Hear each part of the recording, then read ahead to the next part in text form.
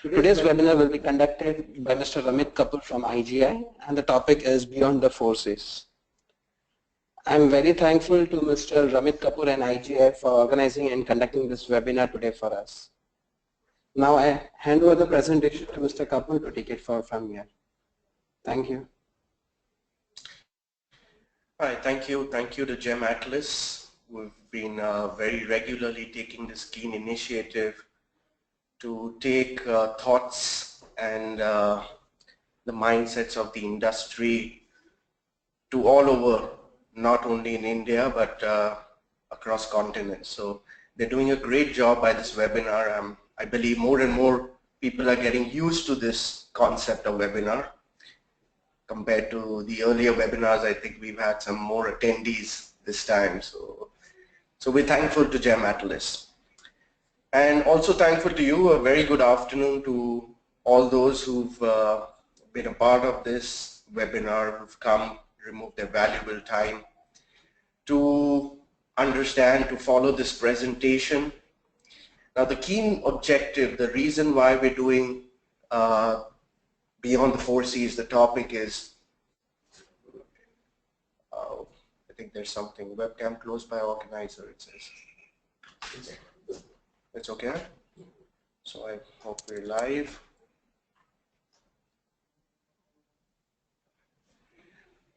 It's okay? Are we still on? The organizer has stopped sharing your webcam. Okay, hold on.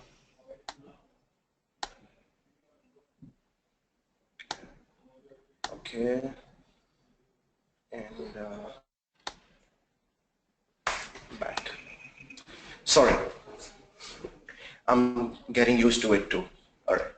However, so the objective of this presentation is for everyone to come on a common platform to align ourselves so that we speak the same common language, right? There are topics, we've taken a lot of topics.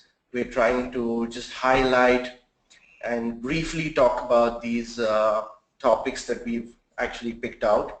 They concern diamond tears, jewelers. So these topics would, or the points that we discuss here, would rather benefit across the industry, right? So let's see what's the agenda for today. We will talk about the impact of the relief of inclusions on the clarity grade of the diamond. Clarity enhancements, the last time we did, we spoke about clarity enhancements, we picked up fracture filling. This time we talk about internal laser drilling, which is also a concern with the lower clarity stones that we see. Color, when we talk about color, we'll talk specifically about the tinge and nuance. The tinges, the different colors that you see in a diamond. So we'll briefly touch base on that. We'll talk about the finish grade, and when we speak about the finish grade, the topic that will be picked up will be symmetry. So polish and cut grade is something which we've all achieved, done wonders at. However, symmetry, we still see some part of the manufacturers lacking in this area, which we'll discuss here. Hearts and arrows, getting more and more popular across the globe, across India too. So how do you achieve hearts and arrows? What passes, what fails is what we'll touch base. And finally, the topic that everyone is discussing is lab-grown diamonds.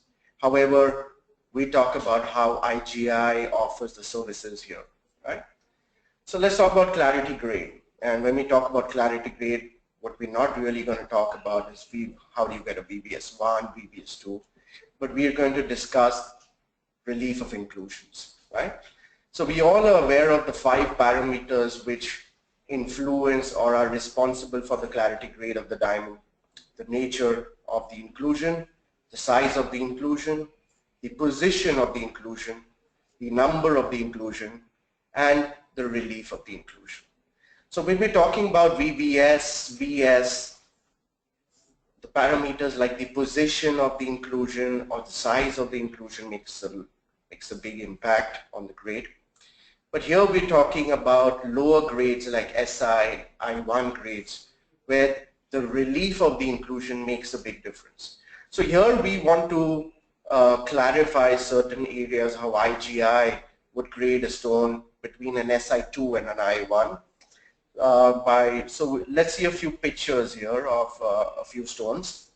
Looking at what we see on our screen, so we see a near colorless stone with a lot of feathers in there. However, the feathers that we see are very well spread. They're not going to make a huge impact to the naked eye and will be almost difficult to notice with the naked eye. So though the stone is heavily included, the way the inclusions are spread would nominate the stone to be rather an SI2 compared to an I1. We move to another stone. Here also you see large inclusions. Again, they're very well spread. There's a lot of light return. These inclusions would be difficult to somewhat easy to see with the naked eye. However, the impact or the relief of these inclusions are very low to downgrade it to I1. So these kind of inclusions, as they're spread well, not blocking light, the relief is low, would get an SI2. Let's move to another stone, which we see out here is an I1, clarity. So what you clearly see is at 12 o'clock a huge fracture feather. So the relief is very high and easily noticeable with the naked eye. Even if you see at 6 o'clock, the feather is, the relief is very high and it's blocking light there. So these kind of stones, though the inclusions are more on the ground, not on the table, however, the size or the relief of the inclusion rather would downgrade it to I1. We move to another stone here on the screen. Again, at the 12 o'clock position, you see a huge fracture feather with the fracture blocking light, again bringing this down to I1. So here we looked at a few stones just to understand clearly the relief of the inclusion and what we would bring down or downgrade to an I1 or grade as an I1 compared to stones where the relief is lower or nicer for it to get an SI2 grade, right? So let's move to the next topic here. So these are short topics. We threw as much as light. What we want is towards the end of, you can note down your questions towards the end of the presentation. I'll be able to take these questions and I'll be answering them pertaining to that topic. Clarity enhancements. So most commonly fracture filling as well as laser drilling. These are the two common ways how they would enhance the clarity of a diamond. Fracture filling, though being a temporary enhancement, okay, it's not permanent. However, laser drilling is a permanent enhancement, which is why we mention it on the report. So the last time we spoke about external laser drills. However, this time we talk about internal laser drill, also known as the KM treatment, or also known as Kidua Meyuwad treatment, right? Internal laser drill, that's what it means. So on the screen, the stone that you see is actually not an internal laser drill, but this is how an external laser drill stone looks like. You can clearly see the channel starting from the surface and they're reaching the inclusion. So making like this pipe or this edge channels that would reach the dark included crystal, and then the stone is boiled and the inclusion is bleached, and what you see out here finally is a more white colorless, new colorless inclusion, not completely, I would say, transparent, but white and not a dark included. Now let's look at this particular inclusion here. So this is under a very high-end magnification, I would say about 50 to 60x. At 10x, these look like feathers with dark included crystal. However, that's not what it is. What we see out here is an internal laser drill. Again, it's a laser drill which starts from the surface. However, it's not really making a drill hole on the surface. But what it's doing is it's creating a small feather on the surface. So when you loop it at a 10 power magnification, at a lower magnification on the microscope, what you see is a feather created on the surface, and then it's you can say connected to a larger feather, right? So it's an illusion which is created that it's not a drill but just a regular feather. However, if you closely look at the inclusion, it is very peculiar, making like a laser drill or a laser mark in the stone. Let me show a few more images or a few more stones here. Here also you can see the drill along with the fracture. So they're always along with the fracture, and they they reach the dark included crystal. So a small opening is made on the surface, but not a hole, but just like a small feather. And then when the stone is boiled, the dark inclusion gets bleached through these feathers which are created. Another stone, very similar. So under the microscope it looks like this, but at a 10x loop it would rather look like a feather to you, which you would grade as an SI or an I1 stone. However, when stones are submitted to IGI and you encounter stones like these, we mention in the comments that stone shows internal laser drill present. So the statement in comments is internal laser drill present, right? So that's the disclosure that we do. Again, you see the laser drill here.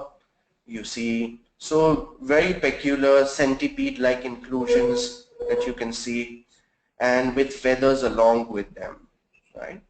So it makes sense to invest in a good microscope in order to see these kind of inclusions. So that was briefly talking about enhancements, where we spoke about internal laser drill. When we move to color grading, so that was more of clarity grading, clarity enhancement. We move to color grading, we talk about tinge and nuance, right? So when we talk about tinge and nuance, what you see on the screen are stones which start from the colorless range, moving to near colorless on the top, as you see, and getting to slightly tinted darker colors as you move on. And at the bottom you can see to the extreme right fancy colors also. Mostly what you see out here are the stones which show the yellow color range, and which is taken as standard. Here also you see on the screen a stone, a colorless stone, or more like a G color compared to another near colorless or slightly tinted stone there. Again, in the yellow range. However, what do we call as a tinge or a nuance? All right. So when there's a faint presence of another color, like other than yellow, if you have another color, is termed as a tinge or a nuance in color grading. Like we could have stones which are near colorless, however, like a G or a H stone or an I color stone. However, the stone is not yellow in color, but the body color is more like blue. So we would mention the alphabet as, for example, the color is H, and also mention in comments or at the in the field of color as faint blue. It could also happen that we mention a color K with faint green. As it goes down, it gets. There are times we do not even below K or L. We do not even mention the alphabet. We rather write light green or green. That's what would be mentioned, right? So, okay, let's take a look at this stone. So if you look at this stone, it looks like a colorless stone. It does have a little bluish nuance or a tinge to it, right? So this kind of a stone would probably get a color grade like G or H and mention faint blue. Right, so it's more like a faint blue nuance that you see there. So similar way, you have stones which would have light green, light brown, right? So these kind of, if you've seen mentioned on IGI reports, the reason why we would do that is the body color is more dominant of another color other than yellow. So when we're talking about nuances and colors, we'll also move to another topic which is very correlated, is fancy colors, right?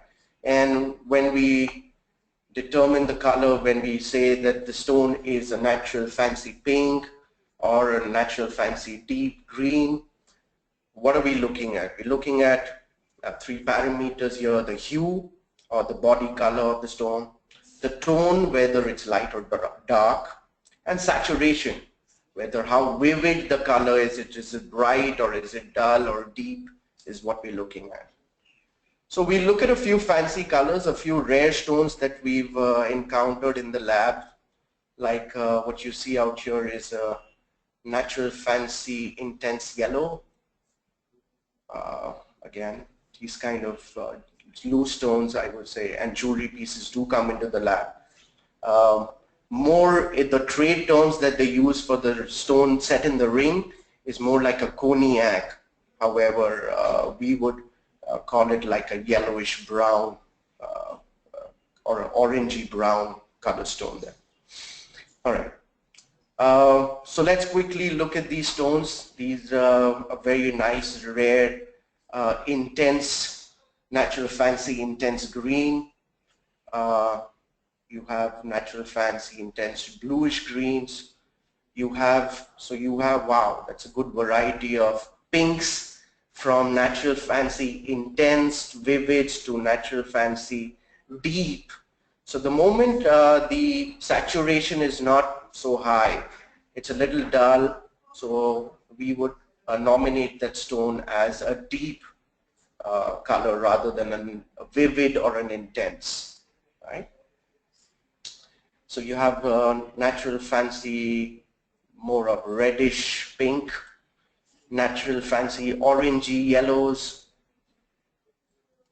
Yeah, so now we see from vivids to intense. Now we have stones. On the right hand side you can see a natural fancy deep, or so we say deep because it's the saturation is not so bright, so we call it a natural fancy deep orangey brown. Yeah, that's what we would call that.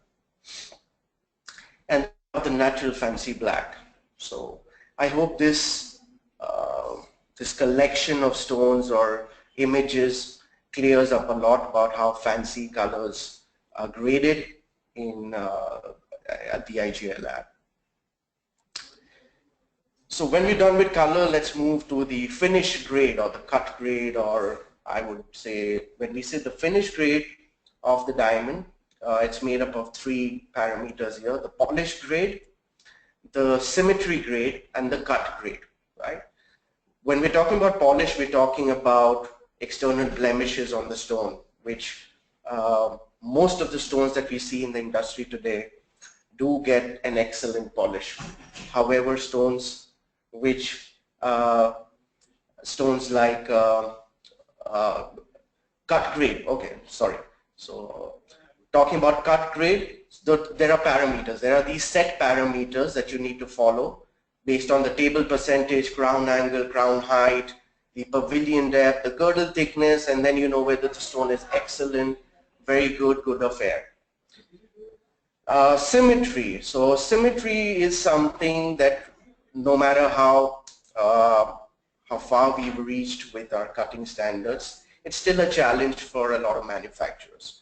We do achieve the excellent polish, the excellent cut grade, but at times we lack, and we would, when a stone is submitted, it gets like very good symmetry, not excellent.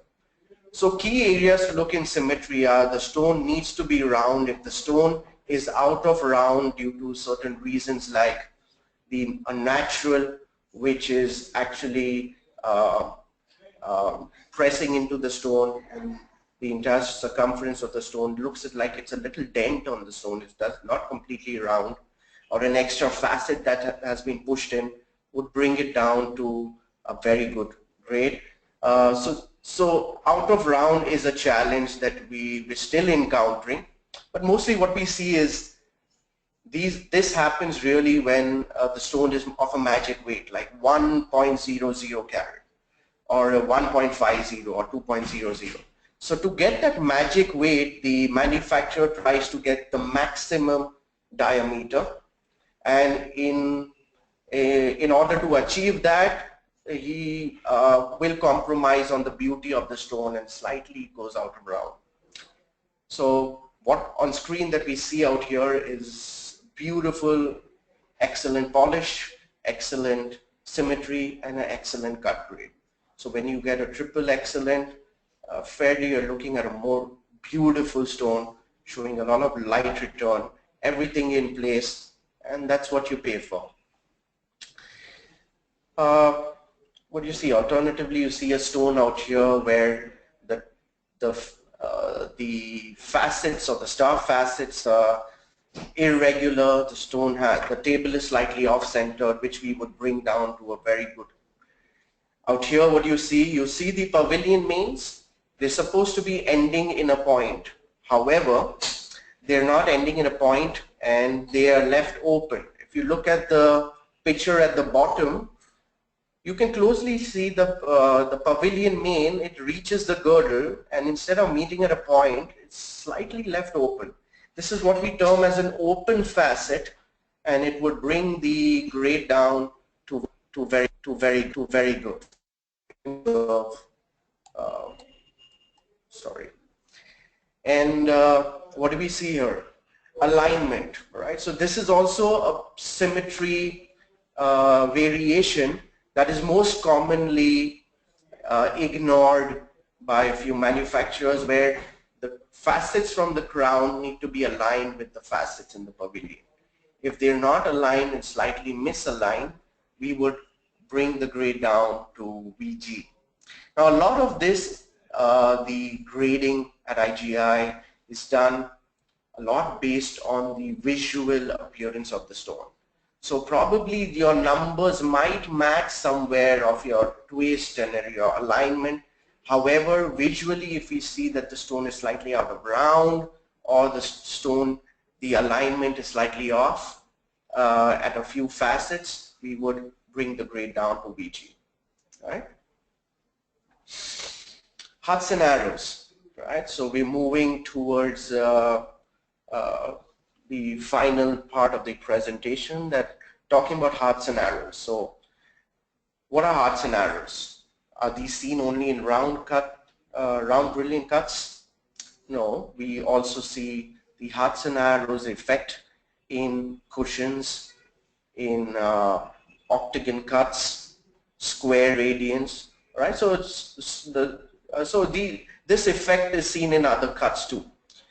What do we see? When looked through a filter, or we would say a heart and arrow viewer, well, from the table up, so when you see a stone from the table up through the viewer, you will see 8 arrows, the arrow effect as you see on the screen.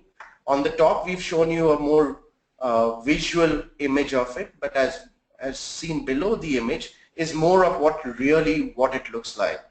So if you see the right hand side image, it shows you 8 pavilion mains that look like arrows. This is when you are looking at a stone from face up view, and when you flip the stone so that the table is down and the Q lid is up, you're looking through the pavilion from the top, you would look at 8 hearts. So what you see on the left hand side are the images that are of hearts, right? So do all round show this? Do all round brilliant show this? Somewhere, yes, most of your round brilliants today, because they're cut very well, would show some amount of hearts and arrows. But to get a report or to get your stone to be passed in hearts and arrows, there are certain areas that we need to look at, which we will look through as the presentation moves on. How do you achieve hearts and arrows? So let's look at the image on the top, on the left hand side. What you see out here is the angles, or the vertical angles, which are very well responsible to achieve the hearts and arrows, right? So when I'm talking about the the vertical angles, I'm talking about the crown angles, the pavilion angles, the crown height. So these are more of your vertical angles. Look at the image at the bottom.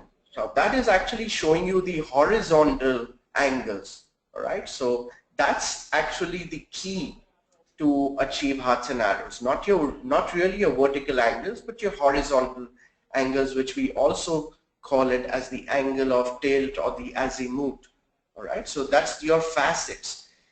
So what happens is the manufacturer needs to be very careful when he's polishing. All the horizontal or the facets should be aligned in the same angles. If he presses too much, and if there's a stone where the facet gets pressed too much, it changes the horizontal angle and it affects the heart and arrow image when seen under the viewer, right?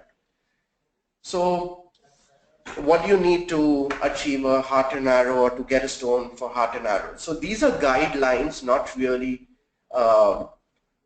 the exact numbers that you really need to follow. However, these are guidelines. If you have a table between 55 to 57% and your crown angle, so these are your vertical angles that you need to achieve, right?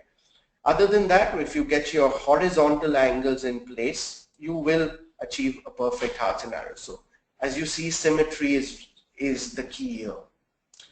Now let's look at a few stones here. What's happening out here is you have to your left hand side you have a stone where so we're looking at only the hearts, the image of the hearts, and what you see out here is one of the hearts is of a smaller size compared to the others, right? So it's very important that all the 8 hearts should be of the same size. If you look at the image in the center, you can see that it's the heart that is circled is very similar to in size. However, the shape is not the same as the other hearts. So it's not only the size but also the shape of the heart that's very important. If we look at the other images, again, let's look at the lower left hand side image. If you have an inclusion, so it's possible that we can give hearts and arrows even in an SI stone. It doesn't have to be VBS or VS. SI stones also can get hearts and arrows. Now it's how the inclusion should not, you can say, impact or cut off the outline of the image. So if you look at the lower image here, you can see the outline is being cut off. You cannot really see the outline of the hearts. So at some certain areas the outline is cut, and that affects the heart and arrow, and this would fail. This stone would fail, though it shows 8 hearts, but though they are not perfectly seen here, it would fail. Again, the lower right hand side you see 8 hearts again, and if you see the cleft is too deep. So if the cleft of the heart is too deep, again this would the stone would fail for hearts and arrows. Exactly above that is a stone where if you closely look, just next to the image of the heart, there is a smaller V-shaped image that you see just right next to the heart, right? So all 8 hearts have this V-shaped image right below it. Now there should be a gap between the heart and that V-shaped formation. If they are joined, there is no gap seen, that stone also fails. So let's see now what passes. Right, there you go. So that's the stone that would pass for hearts and arrows, actually only for hearts because we still have to look at the arrows. So you see the shape of the hearts are perfect. The V shape of formation is very nice there, and yes, that passes. What happens in this case? So you see out here, the moment you play with the symmetry of the stone. So as you notice out here, there is a variation in the girdle, though it is thin to slightly thick, but however it's slightly wavy as the girdle has been pushed in that area, and you can see a direct impact on the heart image there. So this particular stone fails. You see one of the heart looks like it's missing. It's not seen there, right? So symmetry is vital for the perfect hearts and arrows. So symmetry has to be achieved. It's possible that a stone with a cut grade of VG could get hearts and arrows as long as you've achieved the right symmetry for it.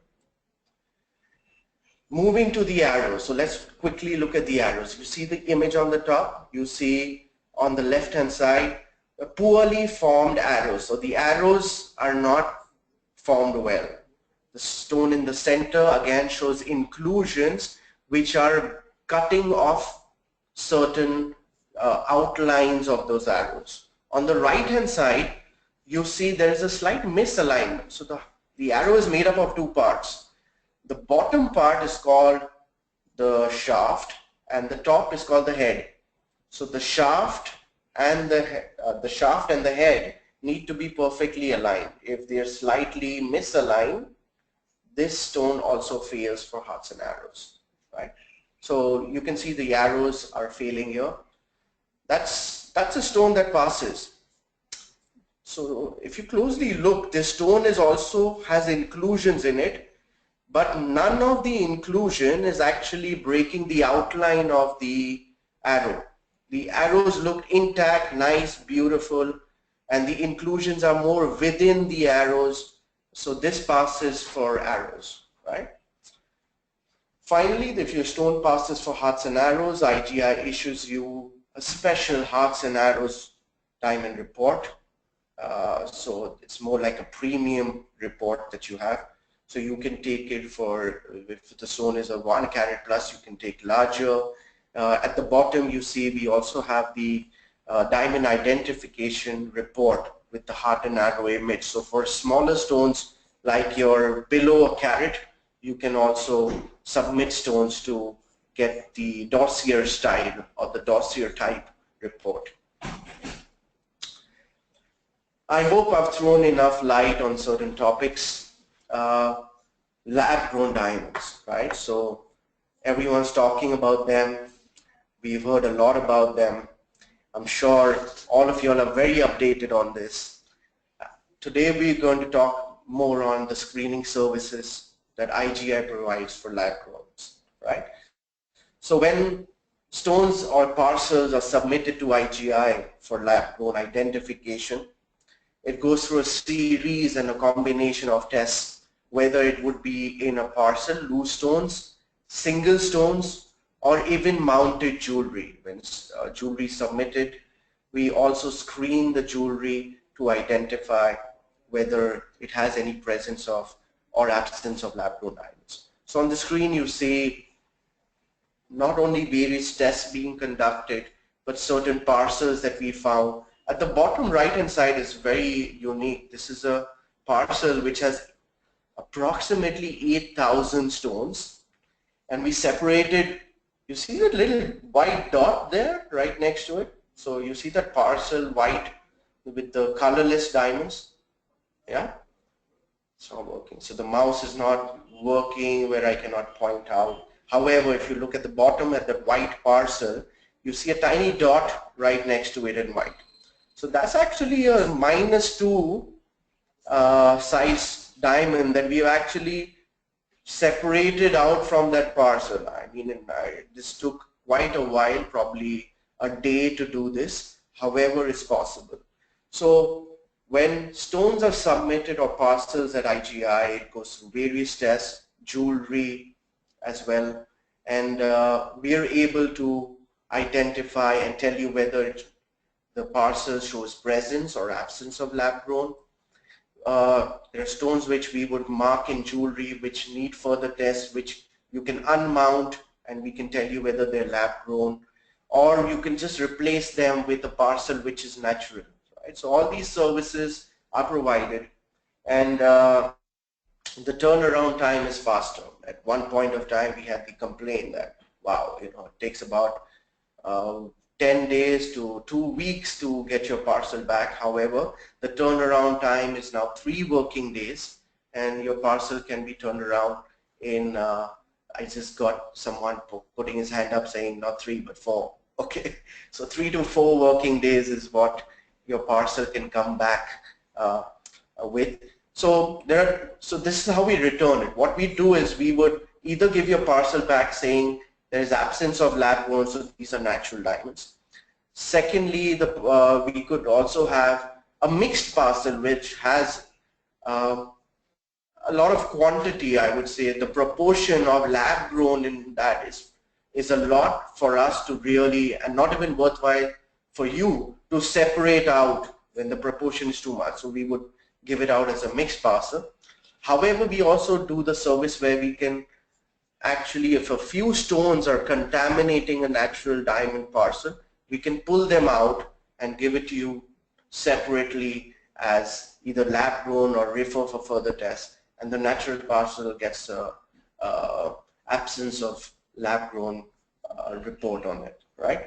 The same can be done for mounted jewelry, right? So yes, at this point of time, we are much ahead of the lab-grown producers in terms of identification, and yes, the industry is taking a lot of correction.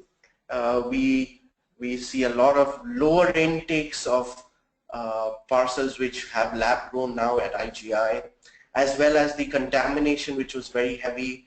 We do not see much of contamination. So the industry has taken a lot of corrective actions for this, and we're glad that we're all combated this issue of lab grown, right?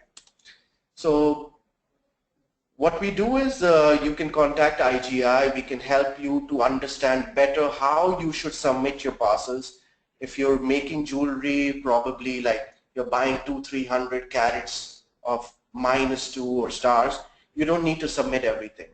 I think safely about 10% of your -2, if you take a cut and submit it, based on those results at IGI, you can take a decision whether you want to buy the parcel or you want to reject the parcel, right?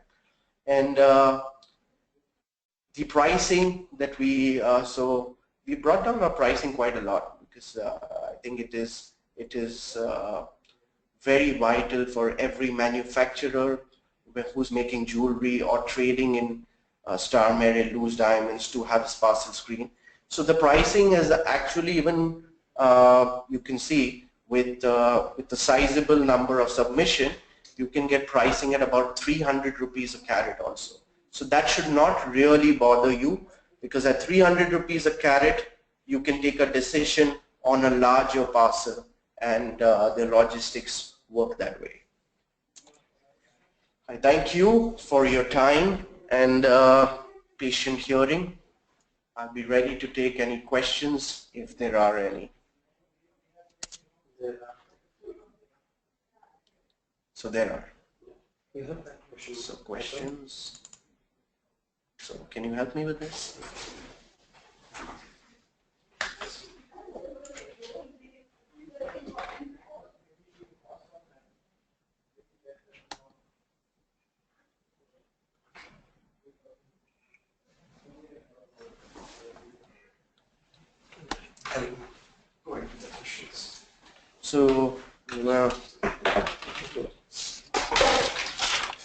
So the questions are not showing up on my screen. However, we will address your questions. All right, so we'll start with Vipul. Vipul says hi. So hi, Vipul. You don't have a question yet, but hi to you. Right? How can diamonds be compared? Neville, right? So Neville, yes, diamonds can be compared with reference stones or master stones that you can make for yourself. What you can do is you can submit a few stones of sizes which are more that you work with. For example, you're working with a carat plus stones, all right? That's what your inventory is more like. You can submit about 50 to 70 pointers to IGI. However, we have certain conditions that you need to follow before you submit stones, and we can try to help you to make certain reference stones which will help you make your buying and sales better, right? So they need to be compared to natural diamonds most preferably, right?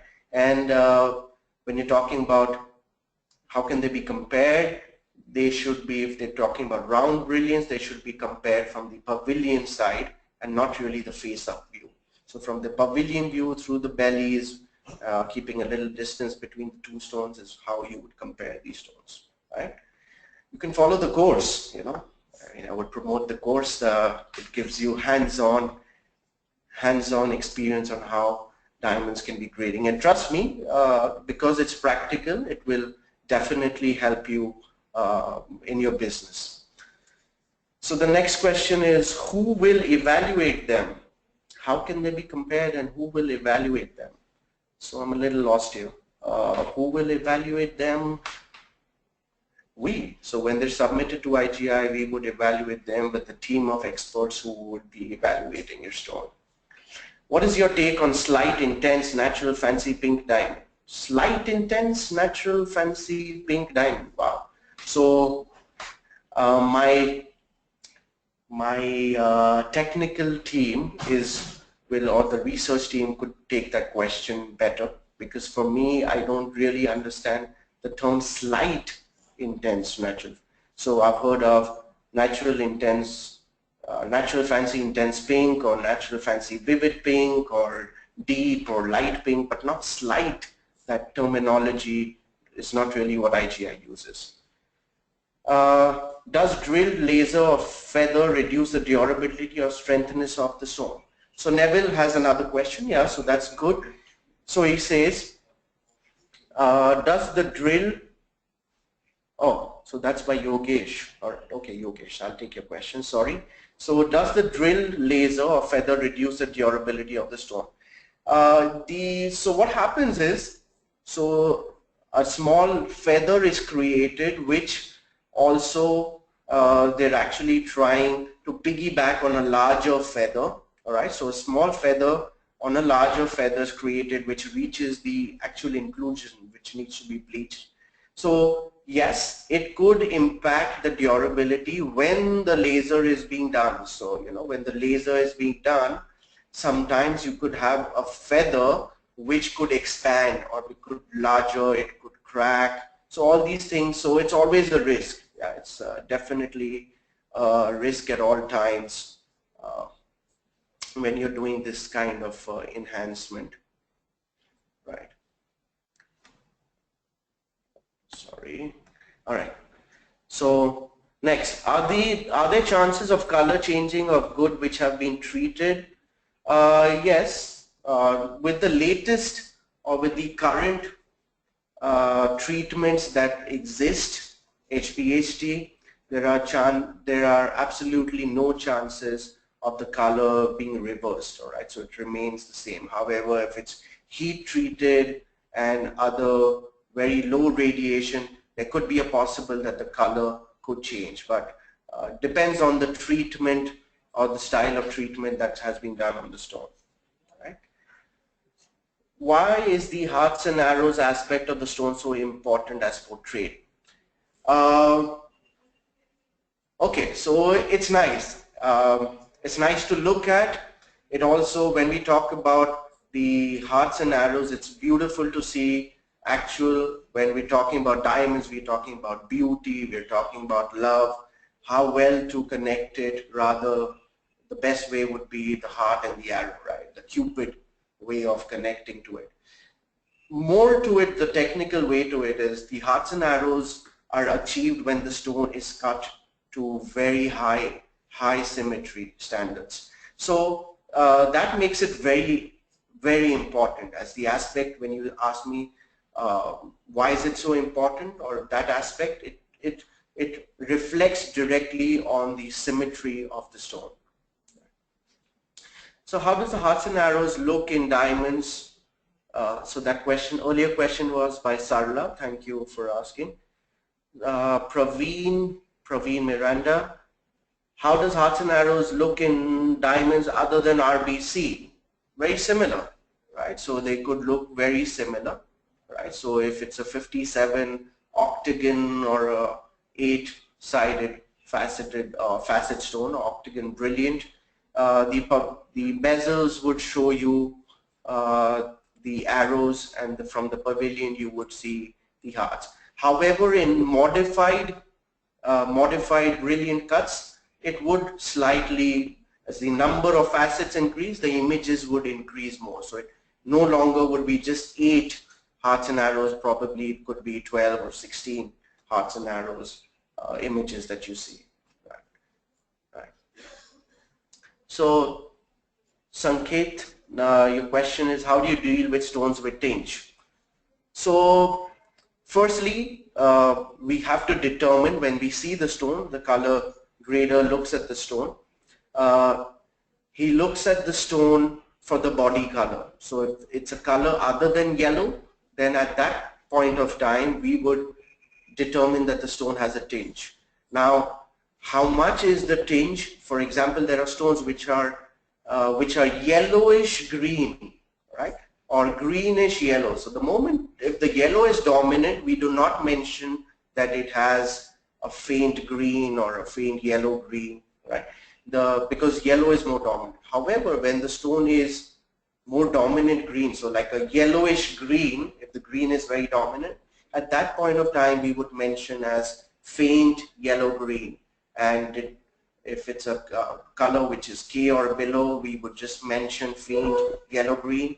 However, if the stone is like GHI, I color, probably we would mention the alphabet and faint yellow green in comments. Do people look as closely to hearts and arrows in diamond jewelry? If yes, so when it is in diamond jewelry, when it's set in the jewelry, you don't really see the hearts because the pavilion is below, you just see the arrows, right?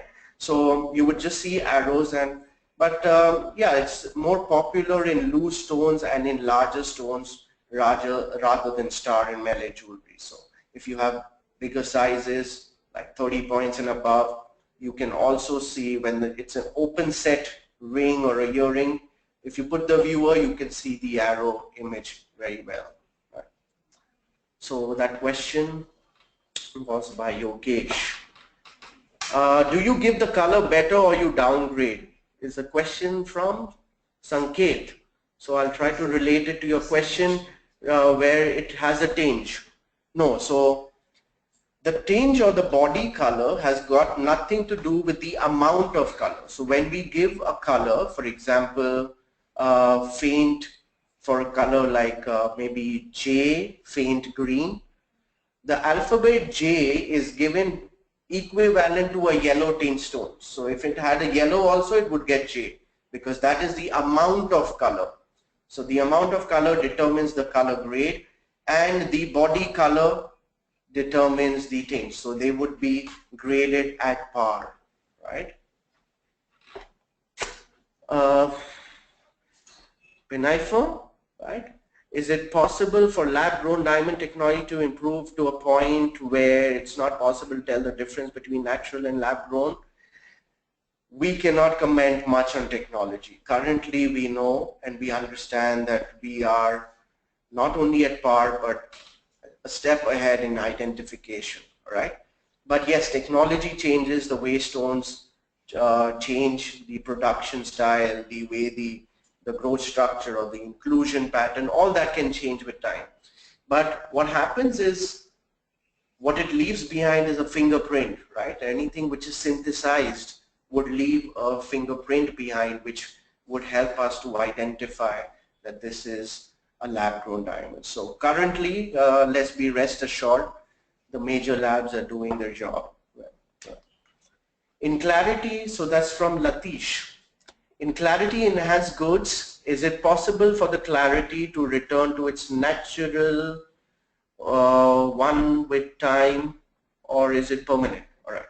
So like I mentioned earlier, there are two types of enhancements. There is fracture filling, which is not permanent. So yes, with time, it's possible as the filling comes out, the stone would resume its original appearance, how it is, or the clarity.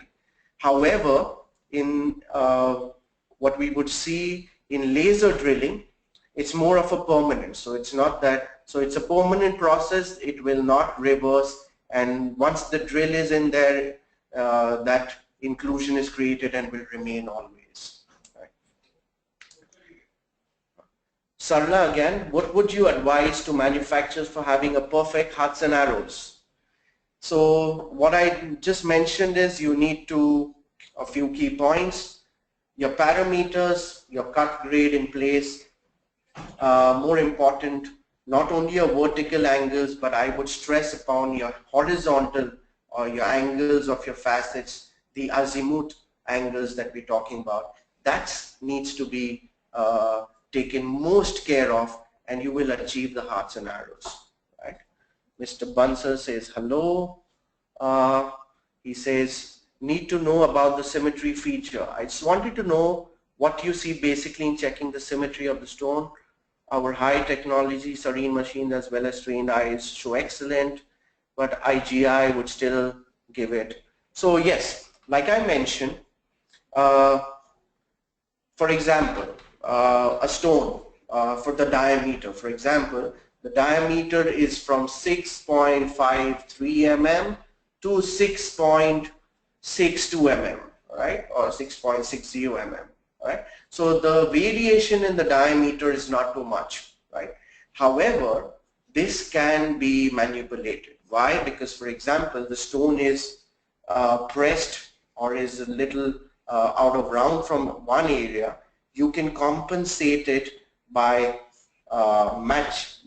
creating or getting the right diameter by pressing it from the other side too, right? So all that can be manipulated. So though the serene or other equipment might show that the stone is within the excellent symmetry, finally the visual look also does matter, because that's how the consumer would perceive it from the face up.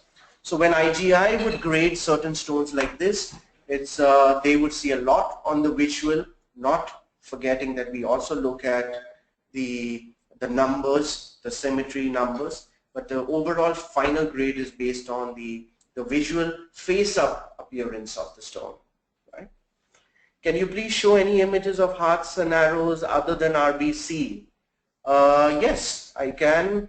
I can mail it to you. If you share your email ID, I can share with you a few pictures. At the moment, the presentation does not have these images, but if you share your email ID, we could mail you some images of other shades. Right? So that's from Sanket again. Darshan, what does IGI do if a stone is considered as an SI3 in the market? Do you downgrade or upgrade the clarity? So, all right, so SI3 is more like a term which is used in the trade to bridge the gap between SI2 and I1. So there are these stones which probably would not fit either or at that moment you're debating. So then it is termed based on price rather than the grade. So based on price, it is termed as an SI3. But for IGI, like I said, if the inclusions, the relief is not too large, if the relief is not too heavy, and the inclusions are spread, there are stones in the market which are termed as SI3, which we would grade as SI2, and in the trade, stones of SI3 that we would give based to I1. So it's actually how the inclusion really affects the durability or the light blockage of the stone. Sanket, why has IGI become so harsh in the cut grade? Sanket, you got to meet me. Probably there is some variation because cut grade is by numbers, so we cannot really become strict in a cut grade. Okay, so we are following this chart and these numbers that the industry follows, and it's been there for a while now, right? It's been there for years now. So if there is something in your mind which is a confusion, probably crown height, which you mentioned, you should visit IGI, send us a mail, and we'll be able to clarify that for you. Right. So the questions keep pouring in from Sanket again. Hi Sanket, so we need to meet up. I see most of the questions are from you, right? So I get your email ID and I will definitely, please send me a mail at ramit@igiworldwide.com and we'll be more than happy to answer them for you. Darshan, what is the difference with the lab-grown diamonds and natural in jewelry? So there's no, So a synthetic or a lab-grown diamond, whether it's loose or in jewelry, is the same. It's just the identification process done by IGI is different, right? So there's a set of different equipment that we use, which most of our labs across the country are equipped with, and they will be from, so the basic equipment is everywhere. However, at some point you need further tests, and that kind of equipment is at a few locations like the Surat or the Mumbai branch, which can identify to a certain other level or extent, right? But it's the same. It's just the how we would identify is different. I believe that the questions are over. If, like I said again, if there are any other questions that you have, please send us an email, or you can send me an email at Ramit@IGI Worldwide, and we'll be more than happy to answer. And we could meet you in person also, look at a few stones of yours to clarify certain doubts.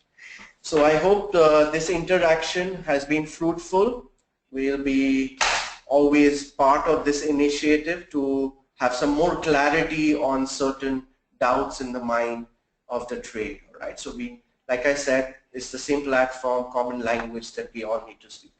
So with that note, I'll thank all of you, and thank you from Team IGI for being a part of the presentation. Thanks so much. Thank you everybody for being so attentive and attending.